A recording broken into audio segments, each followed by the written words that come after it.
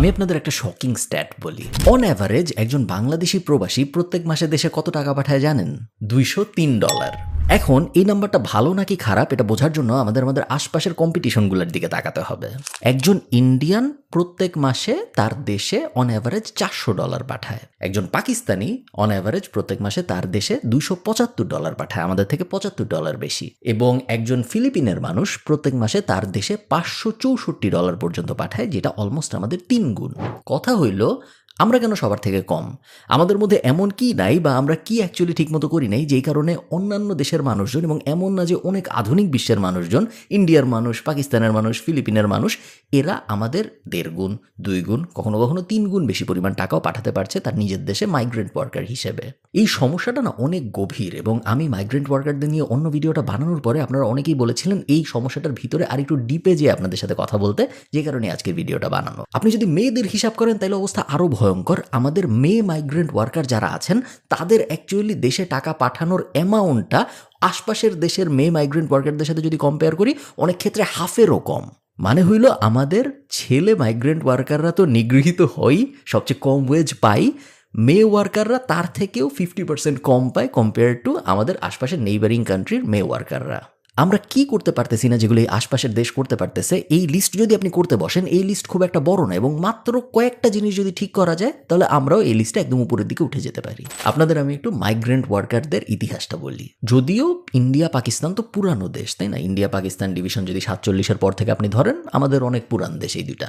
But যদিও এরা পুরানো দেশ, মাইগ্রেন্ট ওয়ার্কার পাঠানোর ক্ষেত্রে কিন্তু এদের এবং বাংলাদেশের স্টার্টিংটা অলমোস্ট সেম সময়ই। কারণ এই যে গালফ কান্ট্রিগুলা যেখানে মূলত লেবার পাঠানো, মাইগ্রেন্ট ওয়ার্কার যাওয়া, এই ব্যাপারটা শুরু হয়, এই জিনিসটা শুরু হয় 1970 সালের আশপাশে, যখন এই অয়েলের উপর ভিত্তি করে কনস্ট্রাকশন প্রজেক্টের আবির্ভাব ঘটে গালফের মোটামুটি সব জায়গায়।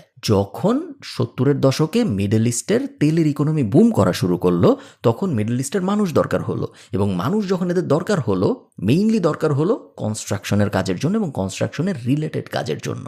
তো মিডল ইস্ট যখন আশপাশে তাকাইলো যে কোন জায়গার থেকে মানুষ নেওয়া যায়, প্রথমেই এদের কাছে অপশন হিসেবে আসলো ইন্ডিয়া এবং পাকিস্তান। ইন্ডিয়া এবং পাকিস্তান যে পুরাপুরি অপশনের মধ্যে আসছে তা না, ইন্ডিয়ার একটা স্পেসিফিক অঞ্চল কেরালা এবং পাকিস্তানেরও একটা স্পেসিফিক অঞ্চল পাঞ্জাব, এই দুই জায়গার থেকে মূলত মাইগ্রেন্ট ওয়ার্কার নেওয়া শুরু করে গালফ কান্ট্রিরা একদম শুরুর দিকে। এই ভিডিওর স্পন্সর ট্যাপ সেন্ড, যেটা বিদেশ থেকে দেশে টাকা পাঠানোর একটা অ্যাপ, এবং এই অ্যাপের অ্যান্ড্রয়েড এবং iOS দুইটা ভার্সনই আছে। এই অ্যাপ ব্যবহার করে বিদেশ থেকে দেশে টাকা পাঠানোর মেইন সুবিধা 5টা। 1 নম্বর সুবিধা, 0 ফি অন ট্রান্সফার। টাকা পাঠাইতে বা যিনি টাকা রিসিভ করবে তার টাকা রিসিভ করতে কোনো টাকা পয়সা খরচ হয় না। 2 নম্বর বেনিফিট, খুবই ভালো এক্সচেঞ্জ রেট। আপনারা স্ক্রিনে আজকের এক্সচেঞ্জ রেট দেখতে পারবেন। যখনই আপনি ট্যাপ-সেন্ড ব্যবহার করে টাকা পাঠাবেন, আপনি ভয়ঙ্কর ভালো একটা এক্সচেঞ্জ রেট পাবেন, যেটা আপনি অন্য কোনো জায়গায় হয়তো পাবেন না। 3 নম্বর benefit, flexible payment method.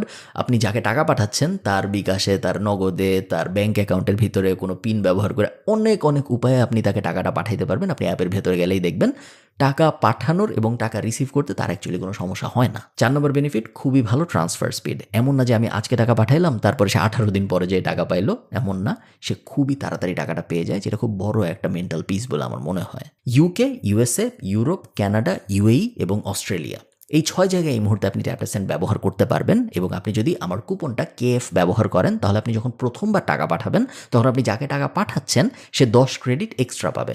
So আপনি মনে করেন আপনার বাংলাদেশের একজনকে $100 পাঠাইছেন, সে অ্যাকচুয়ালি $110 সমপরিমাণ টাকা পাবে। শুধুমাত্র আপনি যদি কাউকে দিরহাম পাঠান, সেই ক্ষেত্রে সে 50 দিরহাম সমপরিমাণ BDT এক্সট্রা পাবে। সব বিস্তারিত আমি দিয়ে দেবো ডেসক্রিপশনে, কমেন্টে, আপনারা চেক আউট করে দেখবেন। 3টা কাজে মাইগ্রেন্ট ওয়ার্কাররা যাইতো: তেল রিলেটেড কাজ, সার্ভিস রিলেটেড কাজ, অথবা কনস্ট্রাকশন রিলেটেড কাজ। এখন আপনি মজাটা দেখেন, ফিলিপিন কিন্তু এখনো পিকচারের ভিতরে আসে নাই। যখন ফিলিপাইন দেখলো যে ইন্ডিয়া এবং পাকিস্তান থেকে অনেক মানুষ যাচ্ছে গালফে, এবং এই গালফ অঞ্চলটার থেকে রেমিটেন্স প্রবাহ আস্তে আস্তে বাড়তেছে, তখন ফিলিপিন খুব খুব খুব ইন্টারেস্টিং একটা কাজ করে।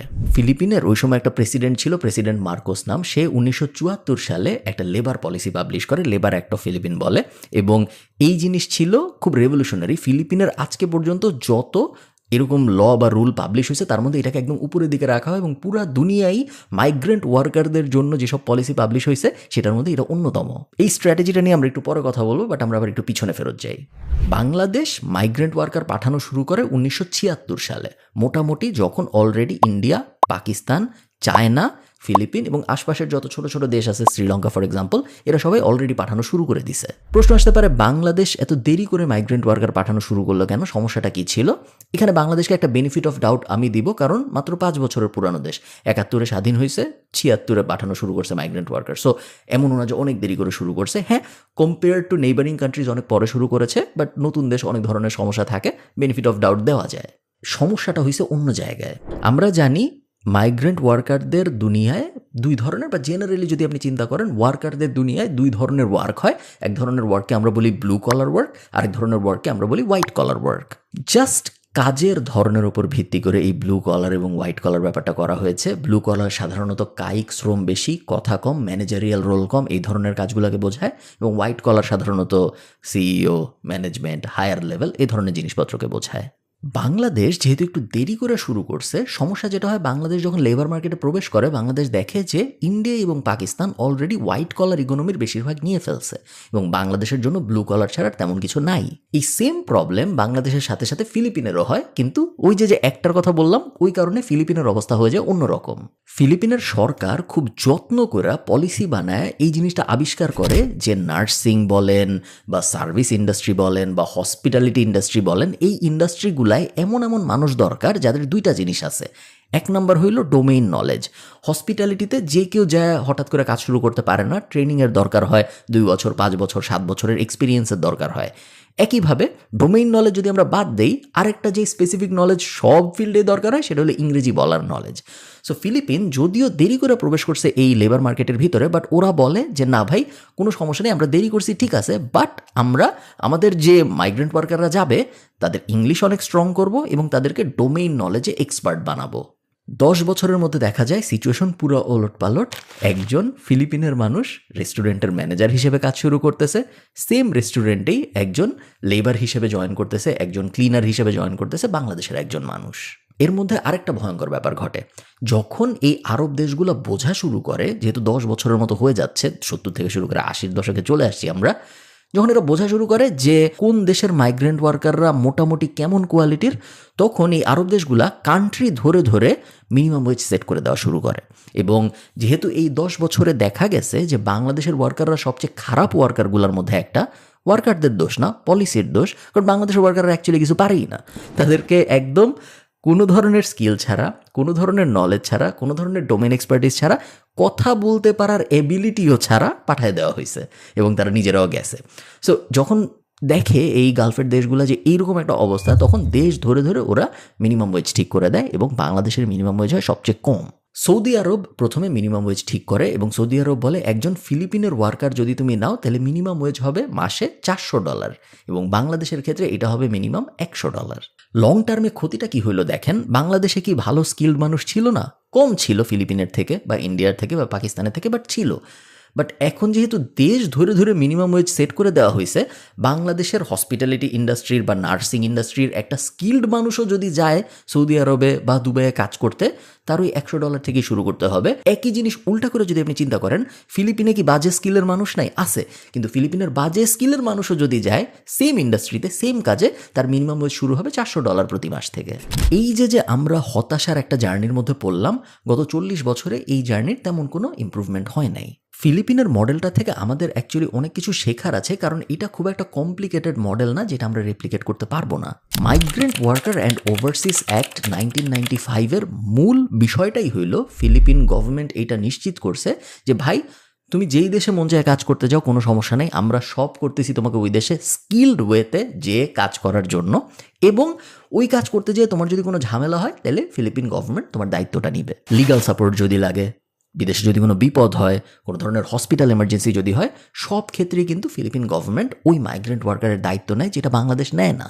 আপনারা জানেন যে অনেক সময় লাশ আনতেও বাংলাদেশে অনেক সমস্যা হয়, শুধুমাত্র বাংলাদেশ বিমান আনে, তাও প্রায় বন্ধ করে দেয়, বলে যে না আমরা মাইগ্রেন্ট ওয়ার্কারদের লাশ নিব না, যদিও মাঝে মাঝে বেশিরভাগ সময় আনে বলা যায়, এবং অন্যান্য কোনো ক্যারিয়ার কিন্তু আনে না। এমন এমন সমস্যা বাংলাদেশের মধ্যে হয় যেই সমস্যাগুলো ফিলিপিনের একজন মাইগ্রেন্ট ওয়ার্কার কল্পনাই করতে পারবে না, এবং এই কারণেই সে তার ফোকাস দিতে পারে স্কিল ডেভেলপমেন্টে। আপনি মনে করেন আপনি একটা বিস্কুটের ব্যবসা শুরু করবেন, 1 নম্বর স্টেপ কি? 1 নম্বর স্টেপ হলো দুনিয়ার সবচেয়ে সুস্বাদু এবং সবচেয়ে ভালো বিস্কুট বানানো। এটা তো আমরা মোটামুটি অ্যাগ্রি করতে পারি, কারণ এই 1 নম্বর স্টেপ যদি আমরা ঠিক না করি তাহলে পরবর্তীতে যায় হ্যান্ড মার্কেটিং, ত্যান মার্কেটিং, হ্যান্ড বিজনেস কোনো কিছুতেই কিছু হবে না, কারণ আমার প্রোডাক্ট বা সার্ভিসটাই ভালো না। ভালো ব্যাপার কি? ভালো ব্যাপার হলো এই প্রসেসটা পুরোটাই আমাদের হাতে। আমরা যদি আসলেই কষ্ট করি, আমরা যদি আসলেই চেষ্টা করি, দুনিয়ার সবচেয়ে ভালো বিস্কুট বানানো আমাদের পক্ষে সম্ভব। আচ্ছা, ভালো বিস্কুট আমরা বানাই ফেলছি, এরপরে স্টেপ 2টা কি? স্টেপ 2টা হলো এখন আমাদের পুরো দুনিয়াকে জানাইতে হবে যে ভাই আমাদের কাছে দুনিয়ার সবচেয়ে ভালো বিস্কুট আছে। এইটা একটা বিস্কুট কোম্পানির পক্ষে নিজে জানানো কঠিন, এটা সরকারের করে দিতে হবে, কারণ এটা একজনের পক্ষের কাজ না। 3 নম্বর স্টেপ কি? যখন দুনিয়া দেখলো যে আমাদের বিস্কুট ভালো, তখনই না আমাদের নেগোসিয়েশন পাওয়ার আসলো। দুনিয়া দেখলো, দুনিয়া বিস্কুট খাওয়া শুরু করলো, তখন যে আমরা বলতে পারি, তারা যখন পরের বার বিস্কুট চাবে যে ভাই এক প্যাকেট বিস্কুটের জন্য আমাকে মিনিমাম $50 দিতেই হবে, নাহলে আমি বিস্কুট পাঠাবো না, দুনিয়া তখন দিবে, কারণ সে অলরেডি জানে যে আমার বিস্কুট দুনিয়ার সেরা। এই বিষয়ে তার এক্সপিরিয়েন্স হয়েছে, কারণ এই যে দুনিয়ার সেরা বিস্কুট সে পাচ্ছে, এই ব্যাপারে আমাদের সরকার পুশ করে করে তাদের জানাইছে। বিস্কুট দিয়ে আমি বোঝাচ্ছি আপনাদের বোঝার সুবিধার জন্য, বাট এই সেম জিনিসটা লেবার মার্কেটের জন্য করছে ফিলিপিন গভর্নমেন্ট। তারা স্টেপ 1-এ হাই কোয়ালিটি লেবার ফোর্স বানাইছে। হাই কোয়ালিটি বিস্কুট যেমনি বানায়, হাই কোয়ালিটি লেবার ফোর্স বানাইছে। তাদের স্কিল আছে, তাদের নলেজ আছে, তারা ভালো ইংলিশ বলতে পারে, তাদের ম্যানেজারিয়াল স্কিল ভালো, তারা ট্রেনিং প্রাপ্ত। সেকেন্ড যে স্টেপটা আমি বলছিলাম, এখন তো দুনিয়াকে জানাইতে হবে আমার কাছে খুব ভালো বিস্কুট আছে। ফিলিপিন গভর্নমেন্ট এক্স্যাক্টলি তাই করছে, একের পর এক বায়োল্যাটারাল অ্যাগ্রিমেন্ট করছে যাতে করে পুরা দুনিয়ার কাছে ফিলিপিনের ওয়ার্কফোর্স চলে যাইতে পারে। এবং লাস্ট যখন পুরা দুনিয়া ফিলিপিনের বিস্কুট খাওয়া শুরু করছে, তখন ফিলিপিন গভর্নমেন্ট যেয়ে বলছে যে না, আমাদের ওয়ার্কারদের এই মিনিমাম দিতে হবে, আমাদের ওয়ার্কাররা এই টাইপের কাজ করবে না, আমাদের ওয়ার্কারদের নেওয়ার জন্য এত টাকাই মিনিমাম দিতে আপনি বাধ্য থাকবেন, ইত্যাদি ইত্যাদি। জাস্ট এই জিনিসটা করার কারণে আমাদের 3 গুণ ইনকাম করে মাসে একজন ফিলিপিনো মাইগ্রেন্ট ওয়ার্কার। ইন্ডিয়াকে আপনি অনেক হেট করতে পারেন, ইন্ডিয়াকে আপনার ভালো লাগে না, হ্যান ত্যান অনেক কিছুই হতে পারে, বাট ইন্ডিয়ার থেকে যে একটা ব্যাপার আপনার 100% শিখতে হবে, সেটা হলো ইন্ডিয়া যেভাবে একটা পিরামিডের পুরাটাকে টার্গেট করছে, সেইটা আর কোনো দেশ করতে পারে নাই, ফিলিপিনও করতে পারে নাই। ইন্ডিয়া একমাত্র দেশগুলোর মধ্যে একটা যারা একই সাথে সিইও প্রডিউস করে, আবার ওই সেম কোম্পানির, যেই কোম্পানির সিইও একজন ইন্ডিয়ান, সেই কোম্পানির বাথরুম যে ক্লিন করে সেও একজন ইন্ডিয়ান হইতে পারে। পিরামিডে যত ধরনের কাজ আছে, প্রত্যেকটা কাজের জন্য ইন্ডিয়ান ইকোনমির থেকে মানুষ সাপ্লাই দেওয়ার পোটেনশিয়াল আছে ইন্ডিয়ার, এবং ইন্ডিয়া এটা রেগুলারলি করে। এইটা যে কত বিচিত্র একটা ব্যাপার, এটা আপনি আন্দাজ করতে পারবেন না, কারণ এই জিনিস সাধারণত হয় না। আপনি আয়ারল্যান্ড থেকে আপনার আইটি সার্ভিসের জন্য মানুষ হয়তো পাবেন, কিন্তু আপনি সেম মার্কেট থেকে কিন্তু আপনার রাস্তা পরিষ্কার করার জন্য মানুষ পাবেন না অত সহজে। ইন্ডিয়া একমাত্র দেশ যেখানে এই দুইটাই পাওয়া সম্ভব। দুনিয়ার সবচেয়ে বেশি ইঞ্জিনিয়ার এক্সপোর্ট করতেছে এখন ইন্ডিয়া, দুনিয়ার সবচেয়ে বেশি অটোমেশন এক্সপার্ট প্রডিউস করতেছে এখন ইন্ডিয়া। ফরচুন 500-এর সিইওতে আপনারা জানেন ইন্ডিয়ান দিয়ে ভরে গেছে, এবং এই জিনিস সামনে আরও বাড়বে। এখন প্রশ্ন হলো আমরা তাহলে কি করব? অনেক দিন তো হয়ে গেল, 50-60 বছর তো হয়ে গেল, আমাদের এখন মার্কেট লিডার হওয়ার জন্য, বা অ্যাটলিস্ট ফিলিপিন পর্যন্ত যদি আমরা যাইতে না পারি, এই যে ডিফারেন্সটা, এই ডিফারেন্সটা কমার জন্য আমাদের কি কি করার আছে? 1 নম্বর কাজই হলো আমাদের লেবার ফোর্সটাকে একটা প্রোডাক্ট হিসেবে দেখা, মাথা হিসেবে না দেখা। সবসময় বাংলাদেশে যেই গভর্নমেন্টই আসছিল, ইন্টারিম আগের পরের যত গভর্নমেন্টই আছে, সবাই আমাদের লেবার ফোর্সকে মাথা হিসেবে দেখছে। মালয়েশিয়ায় আমরা এত মাথা পাঠাইছি, মালয়েশিয়ায় আমরা এতগুলা পাসপোর্ট পাঠাইছি, অমুক দেশে আমরা এতগুলা মাথা পাঠাইছি। মাথা হিসেবে দেখা যাবে না, আমাদের লেবার ফোর্সকে দেখতে হবে বিস্কুট হিসেবে। কারণ আপনার প্রোডাক্ট যদি ভালো না হয়, আপনি কত কোয়ান্টিটিতে পাঠাইছেন এটা ম্যাটার করে না। আমার বিস্কুট যদি ভালো না হয়, আমি 500 পিস পাঠাইলেও কিছু যায় আসে না, 50,000 পিস পাঠাইলেও কিছু যায় আসে না, কিন্তু আমার বিস্কুটের কোয়ালিটি যদি ভালো হয়, 10টা পাঠাইলেই সেম কাজ হয়ে যায়। সেকেন্ড যে ব্যাপারটা আমাদের খুবই খুবই গুরুত্বপূর্ণ ইমিডিয়েটলি অ্যাড্রেস করা, সেটা হলো আমরা সবচেয়ে সস্তা এই ব্র্যান্ডিংটা থেকে আস্তে আস্তে সরে যাওয়ার। এটা খুব ইমিডিয়েটলি আপনি সরতে পারবেন না, এবং এটা সরা খুব কঠিন, কনসিডারিং এটা আমার সবচেয়ে স্ট্রং সেলিং পয়েন্টগুলোর একটা, যে আমরা সবচেয়ে সস্তা এই কারণে তুমি আমাদের নাও। বাট এই গেম যদি আপনি খেলেন, এটাকে বিজনেসের ভাষায় আমরা বলি রেস টু দ্য বটম টাইপের একটা গেম। আপনি বললেন আমার এই ক্যামেরার লেন্স 10 টাকা, আরেকজন এসে বললো 9 টাকা, আরেকজন এসে বললো 8 টাকা, আরেকজন এসে বললো 6 টাকা, তা আপনি বললেন 2 টাকা। এ বললো আমি আর পারবো না, আমি বাদ। আপনি 2 টাকায় বেচা শুরু করলেন। আপনার মনে হইতেছে আপনি জিতলেন, কিন্তু আপনি আসলে হারলেন। এই জিনিস 2 টাকায় বেচে আপনি জীবনে কখনো ভালো কিছু করতে পারবেন না, কারণ এটার দাম 2 টাকা হওয়া উচিত, এটার দাম হওয়া উচিত ছিল 20 টাকা। সেম জিনিস আমরা আমাদের গার্মেন্টস ইন্ডাস্ট্রিতে করি, সেম জিনিস আমরা আমাদের এক্সপোর্ট লেবার ইন্ডাস্ট্রিতে করি, এবং বাংলাদেশের আরও অনেক ইন্ডাস্ট্রিতে সিমিলার জিনিস করা হয়। ইনফ্যাক্ট আমার ইন্ডাস্ট্রি যেটা ডিজিটাল মার্কেটিং সার্ভিসেস, এই ইন্ডাস্ট্রিতেও আমি এই জিনিস হইতে দেখি। রেস টু দ্য বটম, এবং আমি চিপেস্ট জিনিস অফার করতেছি, এই গেম খেলা কখনো জেতা সম্ভব না এবং বাংলাদেশ সরকারের ইমিডিয়েটলি এটা অ্যাড্রেস করা উচিত যে না, আমরা এইভাবে আমাদের ব্র্যান্ডিং করব না যে বাংলাদেশের লেবার ফোর্স আপনি নেন, কারণ বাংলাদেশের লেবার ফোর্স সবচেয়ে সস্তা লেবার ফোর্স। 3 নম্বর, আমাদের মাইগ্রেন্ট ওয়ার্কারদের বিদেশে পাঠানোর যে প্রক্রিয়াটা, যে অফিসিয়াল সিস্টেম, এই অফিসিয়াল সিস্টেমের ভিতরে একটা মেজর রিফর্ম দরকার। আমি আপনাকে একটা সহজ অঙ্ক বলি। গাইবান্ধার এক ছেলে মনে করেন ঠিক করছে সে মালয়েশিয়ায় যাবে। বাংলাদেশের বর্তমান প্রেক্ষাপটে তার অ্যাটলিস্ট 8 লাখ টাকা লাগবে, কখনো কখনো আরও অনেক বেশি লাগে। তার হয়তো জমি বেচতে হবে, তার অনেক লোন করতে হবে মালয়েশিয়া যাওয়ার জন্য। এবং মালয়েশিয়া সে যখন যাবে তখন প্রত্যেক মাসে তার অ্যাভারেজ বেতন হবে 30,000 টাকা, যদি সে অনেক ভালো হয়, কারণ তার অ্যাকচুয়ালি কোনো স্কিল নাই। কারণ আমাদের কোনো পলিসির মধ্যে, কোনো স্ট্রাকচারের মধ্যে এমন কোনো ব্যাপার নেই যে গাইবান্ধার ওই ছেলেটাকে আমরা স্কিল্ড করছি কোনো একটা স্পেসিফিক টপিকের ওপরে, যাতে সে মালয়েশিয়ায় যেয়ে একটা হাই পেইং জব পাইতে পারে। সে পাবে না। তাহলে আপনি হিসাবটা বুঝেন, তার ব্রেক ইভেনে আসতেই লাগবে 3 বছর। 30,000 করে সে যদি জমানো শুরু করে 100% অফ ওনার বেতন, তার এই 30,000 গুণ দিয়ে আপনি যদি 8 লাখ দিয়ে ভাগ দেন, 3 বছর লাগবে শুধু তার এই টাকাটা উঠাইতে, যেই টাকাটা সে খরচ করছে বিদেশ যাওয়ার জন্য। এখন আপনি ধরেন গাইবান্ধার ওই ছেলেকে যদি আমি মাস্টার্স করতে আমেরিকা পাঠাই, মাস্টার্স করতে কত টাকা লাগবে? 40 লাখ টাকা লাগবে ধরেন, থাকতে, তারপর খাইতে, তারপর মাস্টার্স করতে আমেরিকার মতো একটা উন্নত দেশে তার ধরেন 30-40 লাখ টাকা লাগবে। সে মাস্টার্স শেষ করলো 1 বছর 1.5 বছরে, তারপরে কিন্তু সে 1.5 বছরের মধ্যেই ওই টাকাটা আবার উঠাই ফেলতে পারবে যদি সে ভালো হয়। এখন দেখেন, এক জায়গায় আমি খরচ করছি 8 লাখ টাকা, কিন্তু এই 8 লাখ টাকা উঠাইতে আমার কোনো স্কিল নাই, আমার জীবন শেষ হয়ে যাচ্ছে, তারপরেও 3 বছর লাগতেছে। আরেক জায়গায় আমি উল্টা ভালো এডুকেশন পাচ্ছি, তারপরে ভালো চাকরি পাচ্ছি, এবং তারপরেও আমার ওই টাকাটা উঠায় আনতে মাত্র 1.5 বছরের মতো সময় লাগতেছে। এটা কি কিছু হইল? এটা কিছু হইল না। এবং এই কারণেই আমরা এই যে পুরো গেমটা, ইন্ডিয়া যেটা করতেছে, ফিলিপিন যেটা করতেছে, ওরা দুইটাই করতেছে এবং দুইটাই খুব সুন্দরভাবে করতেছে। আমরা তো দুইটার একটা করতেছি না, এবং অন্যটারও খুব লো স্কেলে আমরা করতেছি। 3D জব বলে একটা কথা আছে, ডার্টি, ডেঞ্জারাস অ্যান্ড ডিমিনিং। এই 3D জব ক্যাটাগরির লিডার বলা হয় বাংলাদেশের লেবার ফোর্সকে। 3D জব সাধারণত এমন টাইপের জব যেগুলো করার জন্য হাত আর পা থাকলেই হয়, মাথা লাগে না। এই 3D জবে যদি আমাদের ফোকাস থাকে তাহলে আমরা কখনোই মার্কেট লিডার হইতে পারবো না, এটা সম্ভব না। আরেকটা ব্যাপার হলো, আমাদের সরকার খুব ইন্টারেস্টিং একটা জিনিস করতে পারে, যেটা করা খুব একটা কঠিন না, বাট খুব সিগনিফিক্যান্ট একটা রেজাল্ট আনতে পারে এই জিনিসটা। আপনি দেখেন, ইন্ডিয়া এবং পাকিস্তানের ন্যাশনালরা, ইন্ডিয়া এবং পাকিস্তানের যারা নাগরিক, যারা বিদেশ থাকেন, তারা শুধুমাত্র ইউকেতেই 70,000-এর বেশি রেস্টুরেন্ট চালায়। এবং এই রেস্টুরেন্টগুলো যখন তারা শুরু করে, ইভেনচুয়ালি এই রেস্টুরেন্টগুলোর যখন এমপ্লয়ি লাগে, ইন্ডিয়ান রেস্টুরেন্টের মালিক প্রথমে ইন্ডিয়ান এমপ্লয়ি খুঁজে, পাকিস্তানি রেস্টুরেন্টের মালিক প্রথমে পাকিস্তানি এমপ্লয়ি খুঁজে, বাংলাদেশি রেস্টুরেন্ট যেগুলো আছে ওগুলার মালিকও কিন্তু প্রথমে একজন বাংলাদেশি এমপ্লয়ি খুঁজে।